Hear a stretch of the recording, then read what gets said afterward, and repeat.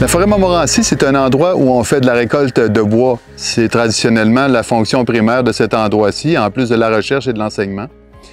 Or, depuis les années 90 notamment, les gens se sont intéressés de plus en plus aux autres produits que la forêt nous offre, incluant la faune. Alors moi, c'est ce qui m'interpelle personnellement comme chercheur. Je travaille sur la faune, particulièrement les oiseaux et les mammifères.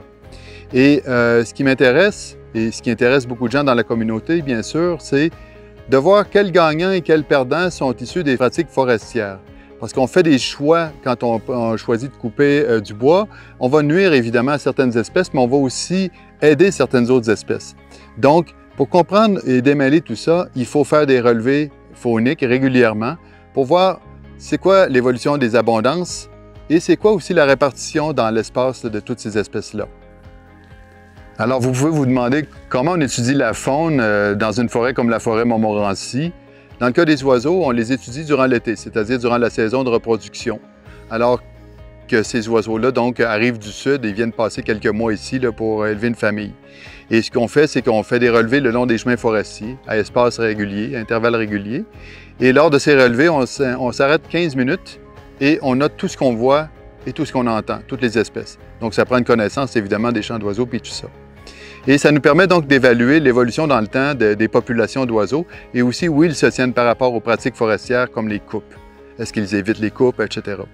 Dans le cas des mammifères, on fait des relevés dans la neige, on fait des relevés de pistes de mammifères. On prend un point GPS à chaque piste de mammifères qu'on rencontre lors de nos parcours en raquette ou en motoneige ou en ski. Et ça nous permet, de la même manière que les oiseaux, d'évaluer comment évolue dans le temps donc l'abondance des mammifères et leur répartition là, sur le territoire.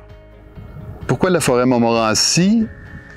Je dirais qu'il y a deux raisons principales. La première raison, c'est la densité élevée du réseau routier. Il y a beaucoup de chemins à la forêt Montmorency et ça nous permet donc d'aller dans tous les recoins et du coup d'avoir un échantillonnage représentatif au niveau statistique là, du territoire.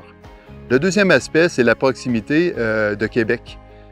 On prend notre véhicule, on fait 45 minutes de route et on est en plein cœur de la forêt Montmorency.